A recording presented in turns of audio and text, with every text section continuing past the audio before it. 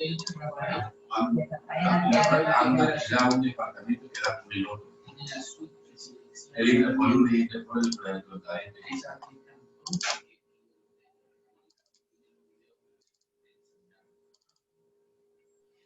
Buenas noches, profesor. Hola, Paloma.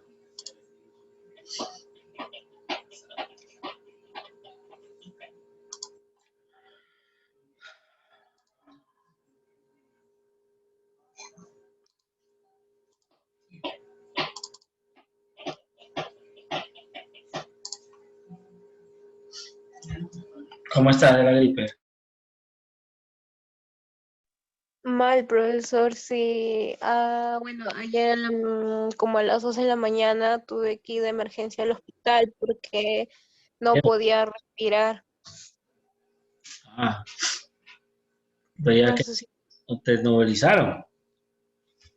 me revisaron todos los pulmones, no me quisieron hacer nada porque dice que eso es parte de la congestión nasal que tengo. Pero sí me han inyectado un medicamento que es fuerte, que me dice que me va a durar para un mes. ¿Así? ¿Qué te han puesto? Sí, Corticoides de repente. ay, no sé, es entre aceitosa y lechosa el medicamento, Ah, de no sé de cuánto. me ha dolido. Me, sí, profesor, estoy ahorita prácticamente mal y me está haciendo efecto la inyección porque estoy transpirando y a cada rato me tengo que estar cambiando, porque supuestamente eso me va a hacer botar todo lo malo. Estás sudando. Estás de sudar. Sí, bastante, pero lo bueno que ya puedo respirar porque anoche me volvía loca y de la emergencia tuve que ir al hospital nomás. Bueno, acá en mi casa también ya he empezado yo y mi esposa con la gripe. ¿Eh?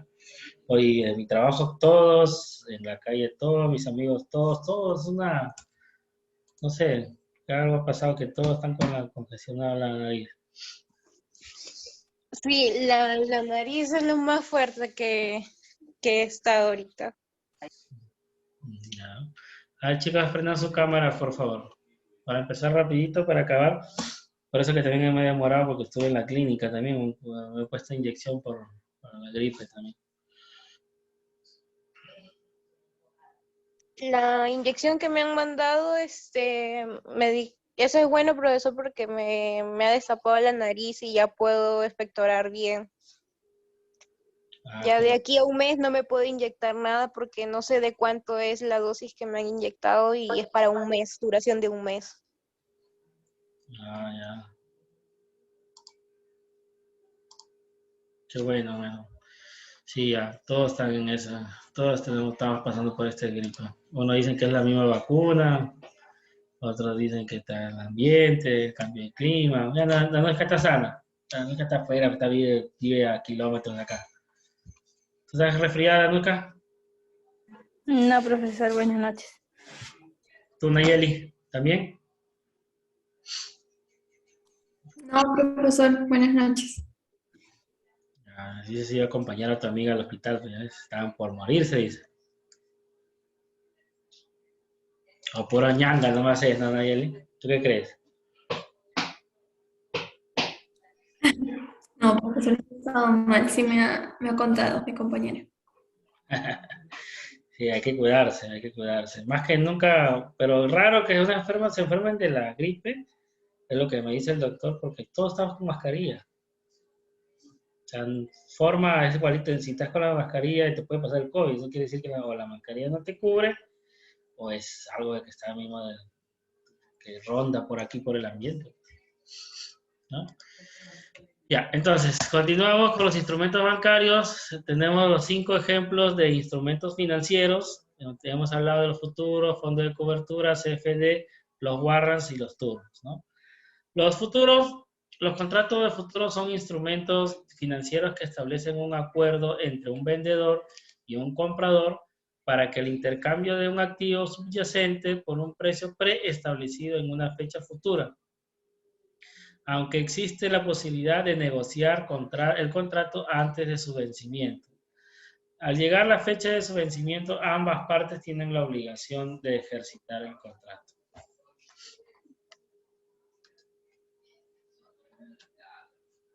Los fondos de cobertura es un instrumento de inversión que opera bajo la premisa de un colectivo. Es decir, la inversión se realiza con el capital reunido por un número determinado de inversores. De manera general, son las grandes instituciones las que invierten en fondos de cobertura tradicionales, especialmente porque estos instrumentos manejan grandes niveles de capital, ¿no? A menudo inaccesibles para el inversor peruano, individual. Por eso es importante este tipo.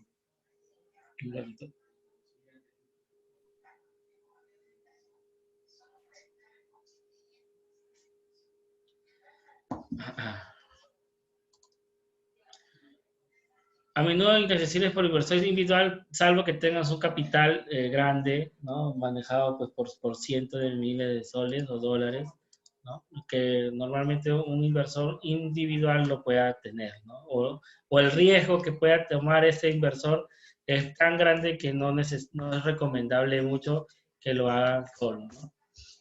Las CFDs, como un producto derivado de los contratos por diferencia, permiten lograr exposición a un mercado sin tener que adquirir o vender el activo subyacente. Con el CFD es posible operar en diferentes mercados, incluyendo los más populares de acciones, índices, forex y materias primas. Los CFD son productos apalancados, por lo que el trader o el inversor solo necesita una fracción del valor total de su operación para abrir una posición. Esta particularidad de maximizar el capital y los beneficios también aplica al riesgo, y es fundamental que los inversores conozcan a fondo cómo funciona el trading del CFD. ¿Ya? Los warrants es un valor negociable que otorga el derecho de comprar o adquirir un activo subyacente a un precio fijo y fecha fija específica. Una de las características clave de los warrants es que excluye la obligación de ejecutar el contrato, dando al titular la opción de dejar llegar a vencimiento sin realizar la transacción y minimizar las pérdidas cuando el mercado se ha tornado en contra. ¿Ya? Los turbos tradicionales son un tipo de warrant, pero con la diferencia de que no son susceptibles al paso del tiempo. Por otro lado, los turbos pueden vencer anticipadamente si el mercado subyacente evoluciona desfavorable y alcanza el nivel barrera, es decir, el nivel máximo de pérdidas preestablecido. ¿Ya? Estos son los instrumentos financieros más conocidos que se manejan. Son prácticamente instrumentos en el cual existe aquí en el Perú, en el mercado de valores, que nosotros podemos trabajar, ¿no? Entonces, al conocer, si a alguien les interesa este tema, como les decía el día de ayer, si a alguien le interesa conocer a fondo de este tipo de instrumentos financieros, tienen un dinero, pues investiguen, lean, busquen información. Ustedes están en la época de toda la información la tienen en la mano, que es el celular, el internet.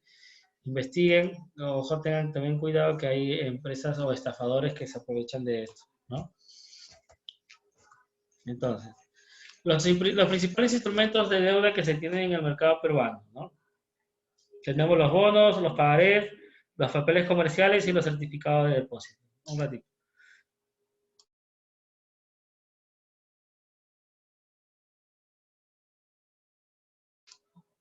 Ya.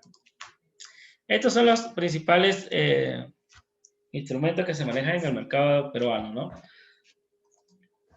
Los bonos son títulos valores representativos de deuda, que son emitidos por empresas principalmente en el mercado de valores, a fin de obtener recursos para financiar sus actividades.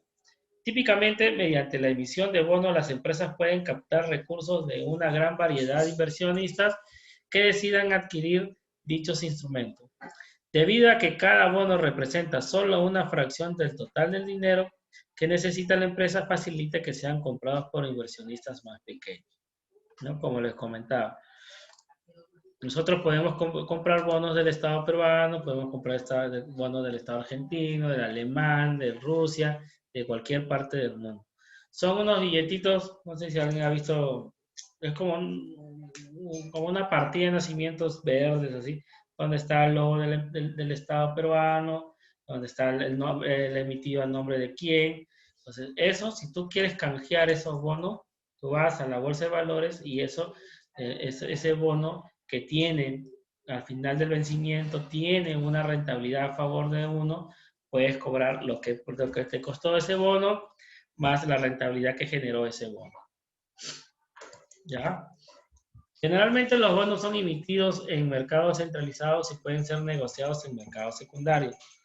Sin embargo, existen determinados bonos cuya característica no les permite ser libremente negociados. Así como hay cheques a nombre de la persona, estos bonos también existen bonos que estén a nombre de la persona, ¿no? Por decir, yo le quiero pagar a Nayeli a través de un cheque, y en el cheque yo le pongo a Nayeli Camargo sus datos, ¿no? Póngase que a Nayeli se le pierde, no lo puede comprar nada, no, ese cheque no lo puede usar. ¿Ya? Pero si en el cheque dice al portador, eso quiere decir que yo encuentro el nombre de Nayeli, y yo me llamo Danuska, voy al banco y con ese cheque, a pesar que diga pues Nayeli, y abajo tiene un símbolo que dice al portador, pues Danuska puede cobrar ese cheque. De igual forma los bonos. Los bonos tienen un nombre. ¿Ya? ¿No? O también puede decir al portador. Quien obtiene ese bono físico es el dueño de ese bono. El esquema general de un bono es que en una fecha inicial la empresa subasta los bonos, generalmente a través de los mercados de valores, a diversos inversionistas que pueden ser bancos, empresas, inversionistas institucionales, etc. Con lo cual la empresa recibe hoy el dinero producto de la venta de los bonos. Los inversionistas reciben a cambio de su dinero prestado hoy los derechos a futuros establecidos en el bono, básicamente recibir intereses periódicamente y el pago de valor nominal al final del plazo establecido. Esta estructura es conocida como bullet de la siguiente forma, ¿no?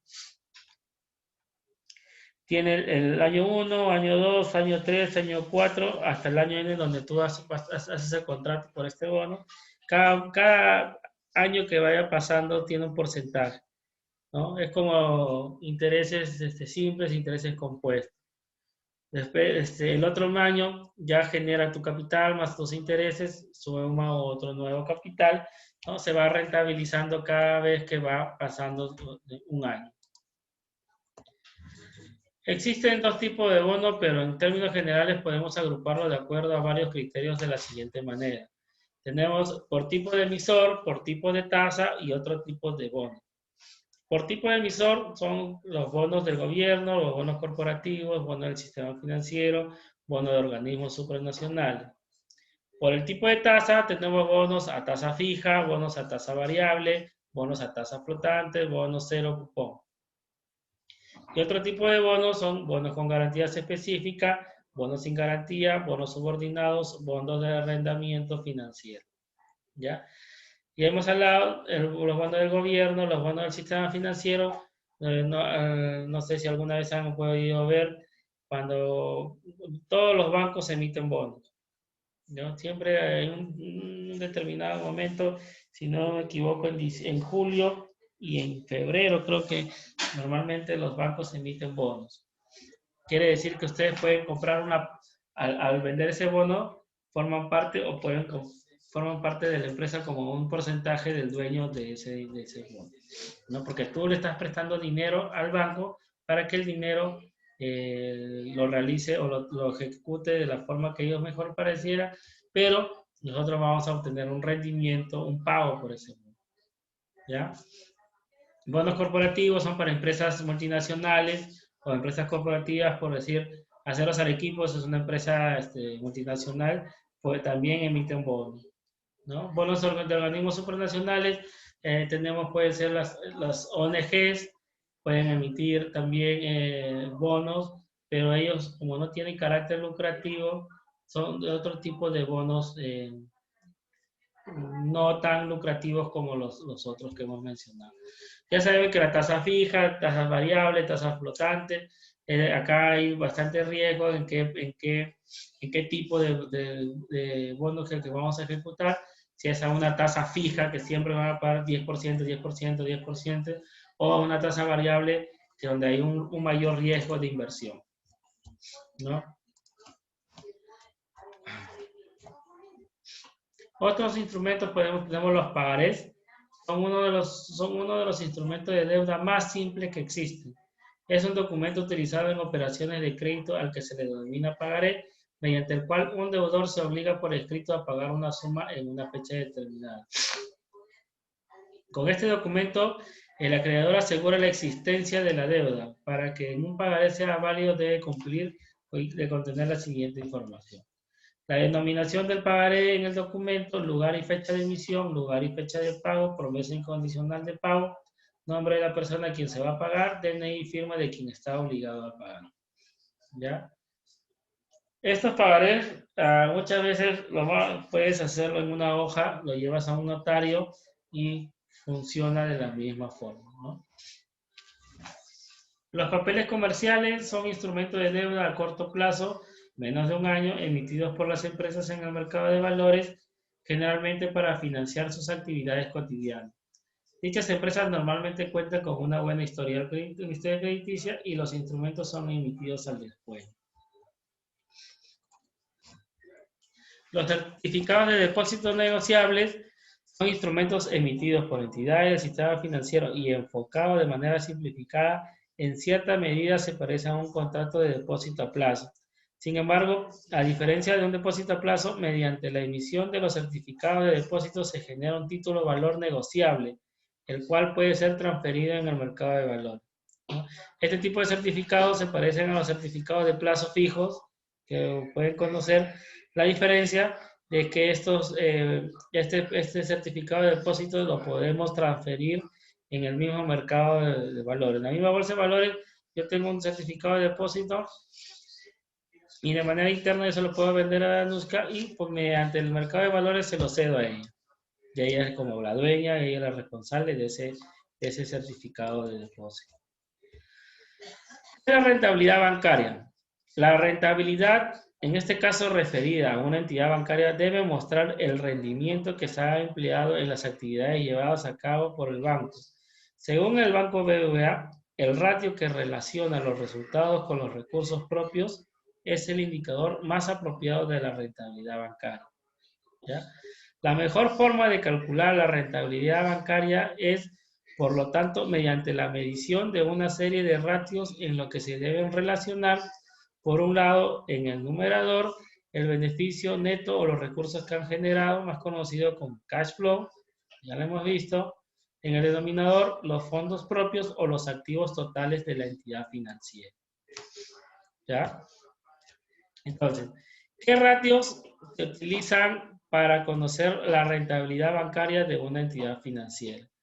Hay 4 ratios de rentabilidad que se suelen utilizar para obtener la rentabilidad bancaria en un determinado momento, ¿no? La rentabilidad económica, que es el ROI, la rentabilidad financiera, que es el ROE, ratio que relaciona los recursos generados con los activos totales y los ratios que relacionan los recursos generados con los fondos propios. ¿Ya? Estos ratios son los que normalmente manejan las entidades financieras para ver la rentabilidad que van llevando en un determinado momento. La rentabilidad económica o el ROI relaciona el beneficio neto con los activos totales de la entidad financiera. Este tipo de rentabilidad mide por una parte la eficacia de un activo independiente de cómo haya sido financiado, así como la capacidad de la empresa objeto de estudio para cubrir los recursos financieros que ha utilizado. Ojo, qué pregunta de examen, chicos. A ver, prendan sus cámaras todos. ¿Por qué todos han apagado sus cámaras? Alejandra, Ari Rodríguez, Kennedy. Por favor, sus cámaras. No quiero que apaguen sus cámaras, ¿ah? La rentabilidad económica ROI, para aumentar este tipo de rentabilidad, la empresa tiene varias opciones. Aumentar el precio de venta de los productos o servicios o por el contrario reducir los costos. Disminuir el precio de venta con el fin de vender un número de productos y servicios relativamente superior. La rentabilidad económica se calcula sobre el margen de beneficios por rotación de activos. ¿No? ¿Qué es la rotación de activos? En este caso, supongamos en una entidad financiera, la rotación de activos es todos los préstamos que nosotros podemos dar. En una entidad financiera, lo que ingresa son los préstamos y los que egresan de una forma son los ahorros. ¿Por qué? ¿Quién me puede decir por qué los activos son los créditos y los pasivos son los ahorros? ¿Quién me puede dar una respuesta de eso? A ver.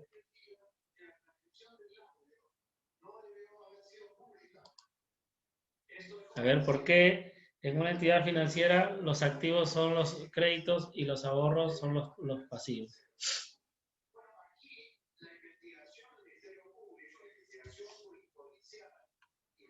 A ver, ¿quién me indica? 20 pongo ahorita.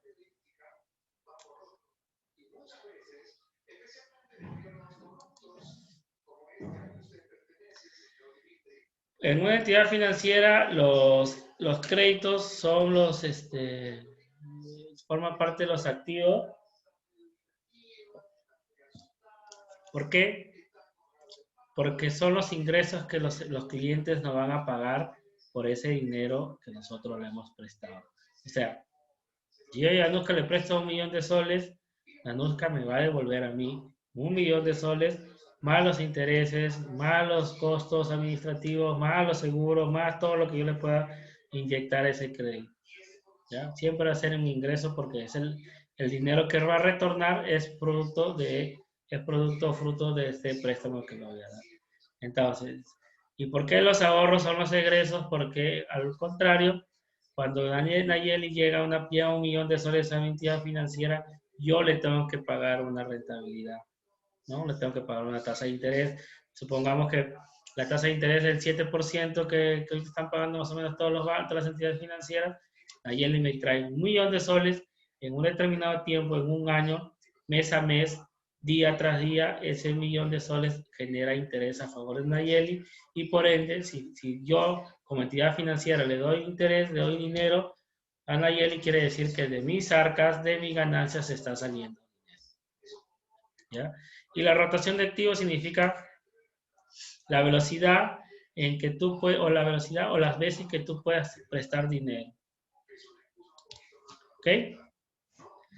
El ROE, que es donde es el ratio un poquito más importante que todos, relaciona el beneficio neto con los recursos propios de dicha entidad. Antes de realizar una operación de financiación, la empresa necesita saber si realmente le conviene endeudarse. Para ello necesitará saber si la rentabilidad económica tiene que ser superior al tipo de interés al que consiga su financiación, que el riesgo financiero sea adecuado o lo que es lo mismo, que el ratio de autonomía financiera se encuentre dentro de los límites recomendados. ¿No? Un poco para no entreverarlo. Relaciona el beneficio neto con los recursos propios de dicha entidad. O sea, con las ganancias propias que tiene la entidad, ¿no? ¿Cuáles son las ganancias propias? Los intereses que Nayeli me ha dado por el crédito versus los intereses que yo le he pagado a Anuska por un dinero. Entonces, la diferencia de esos dos ya forma parte como recursos propios, como ganancia propia de la empresa. ¿Ya? Realizando este ratio podemos ver que la rentabilidad económica es positiva o es negativa de arranque. Es como si fuera un balance. Al utilizar este ratio es como si fuera un balance de comprobación en una cuenta, en un estado de ganancias y pérdidas en una empresa. ¿Cuáles son las diferencias entre el ROE y el ROE? La principal diferencia entre estos dos ratios es que la rentabilidad económica del ROE hace uso de todos los activos empleados para alcanzar esa rentabilidad, mientras que la rentabilidad financiera ROE únicamente utiliza los recursos propios, o sea, sus propias ganancias. A su vez, puede suceder que cuando se calculan ambos ratios la rentabilidad económica sea positiva, pero que la rentabilidad financiera suponga pérdidas a los accionistas que invierten. ¿Ya? ¿Cómo se calcula el ROE y el ROE? El ROI, Return on Investment, que se determina mediante la división del beneficio antes de intereses e impuestos entre el activo total. Junto al ROI, también es determinante conocer el ROE, del inglés Return on Equity. El parámetro más importante para las empresas con ánimo de lucro, pues puntualiza el beneficio neto obtenido en comparación con la inversión de los accionistas. Este ratio se calcula dividiendo el beneficio neto después de impuestos entre los fondos propios para ver la rentabilidad de la empresa, ¿no? ¿Cómo se calcularía la rentabilidad económica y financiera de una empresa, ¿no? Recogemos esta información. El activo total de una empresa es de 100.000 euros. 70.000 son propios, 30.000 ajenos, lo que supone unos intereses e impuestos finales de 5.600 euros, ¿no? Tenemos ingresos, 60.000 euros, gastos 43.000 euros, beneficios brutos antes de intereses e impuestos son 17.000 euros, el beneficio neto de intereses e impuestos son 11.400 euros. Entonces, de este modo la rentabilidad económica sería así, ¿no? Utilizando la fórmula del ROI, beneficios brutos entre activo total por 100 sería el 17%, ¿no? Y el beneficio neto, que es el ROI, entre el activo propio por 100, que sería el 16.29%, ¿no? Este cálculo de estos ratios se utiliza de manera financiera, económica, estadística para calcular la rentabilidad de una empresa, de un banco, de una entidad financiera. Aunque en este caso la diferencia entre ambas magnitudes es mínima, puede darse el caso de que la rentabilidad económica sea positiva, pero la financiera conlleve pérdidas para los inversores, pues gran parte del capital ajeno y la compañía tiene que abonar una importante cantidad de intereses e impuestos que no se ven amortizados con los ingresos. De ahí la importancia de diferenciar ambos conceptos para obtener una imagen fidedigna sobre la situación de la organización y cerciorarse de que las finanzas van bien. Este tema del cálculo del ROI, chicos, es netamente para empresas bancarias, para las finanzas. Si alguien está interesado en usar o pertenecer al tema de la banca, de las finanzas, pues estos ROE y este ROI son, da como resultado en un determinado momento si tu cartera de clientes es positiva o es negativa, ¿no? A la par, la entidad financiera también utiliza este tipo de ratios para ver si que estamos ganando o estamos perdiendo. ¿Y cómo se ve si que estamos ganando o estamos perdiendo? ¿A qué se refiere? Quiere decir que estamos dando crédito lo suficientemente cantidades de créditos, ¿no? Versus sobre los préstamos que ingresan. Esa diferencia que hay entre lo que yo pago y lo que yo recibo, esa es la rentabilidad de la empresa, ¿ya?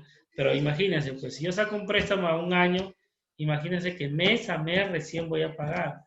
Por eso que estos cálculos son estadísticos, proyecciones, ¿ya? Y obviamente hay siempre un porcentaje de riesgo, hay un porcentaje de provisión. Una entidad financiera siempre provisiona 2 hasta 3 veces. ¿Qué quiere decir? Creo que esto lo expliqué. Si Nayeli saca un crédito, a mí la norma o lo que nos dice la SBS nos dice que para yo prestarle a Nayeli 1 millón de soles, yo tengo que tener 3 millones de soles que me respalden para en caso Nayeli no paga.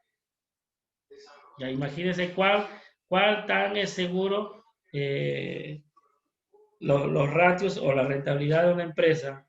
Si es que yo le doy 1 millón a Nayeli es porque yo tengo que tener 3 millones que me respaldan, pero si es que Nayeli no paga. ¿Pero de dónde salen esos 3 millones? Del ahorrista que viene de Anuska, que viene a dejar 1 millón de soles, ¿no?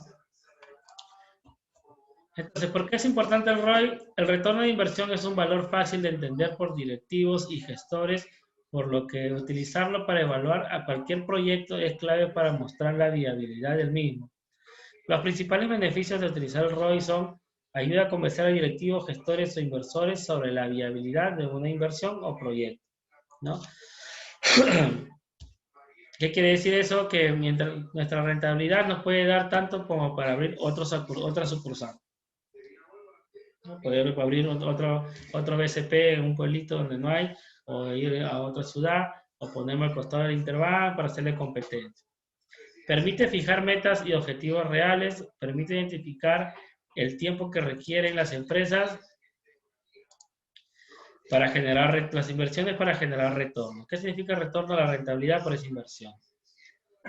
Ofrece al Estado de una inversión en tiempo real. Comparando el ROI de distintas acciones se pueden ajustar inversiones futuras. ¿Y por qué es importante el ROI? La importancia del ROI como ratio indicador financiero radica en que muestra la rentabilidad financiera del capital invertido, lo que a su vez permite a los inversores emitir un juicio sobre la gestión de la gerencia al conocer de qué manera se están utilizando el aporte del capital aportado. En consecuencia, el ROI trata de medir la capacidad que tiene la empresa de multiplicar el capital invertido y brindar una mayor rentabilidad a sus acciones sobre la base de su capital aportado, ¿no?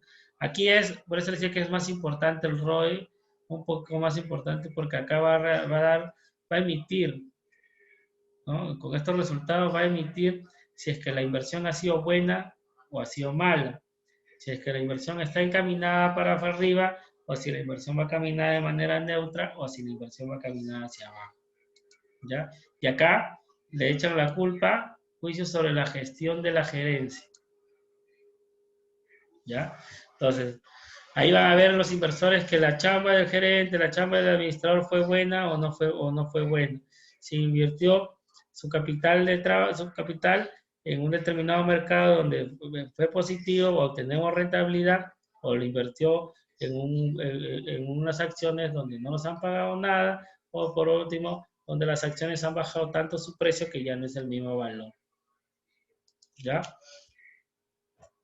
Es un poco complicadito estos temas del ROI. Esto se utiliza, como le decía, esto se utiliza en las bancas, en las finanzas, ¿ya? Pero es bien, en la hora de la práctica es bien sencillo. Lo que se maneja eso es el análisis. El análisis es lo más tedioso, lo más importante, porque responsable a la vez, porque todo esto se hace con proyección.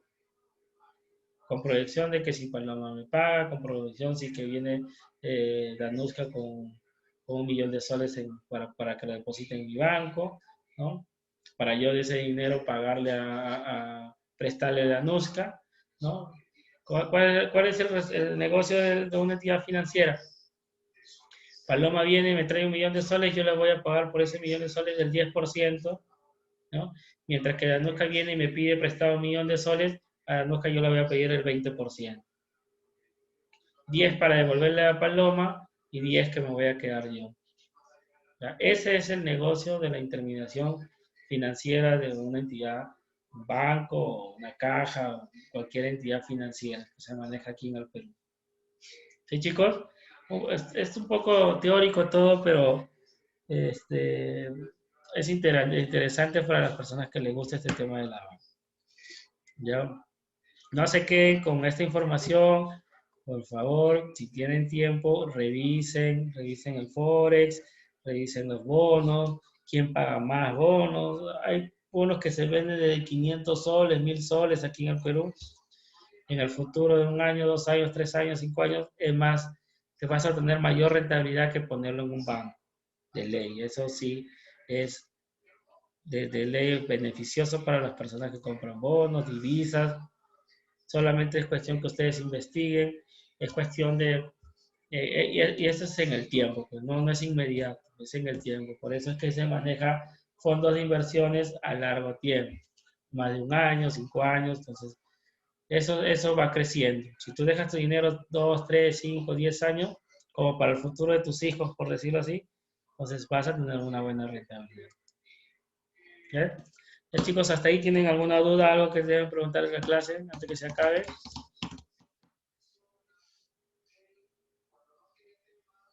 ¿Sí? Kennedy. ¿Todo bien?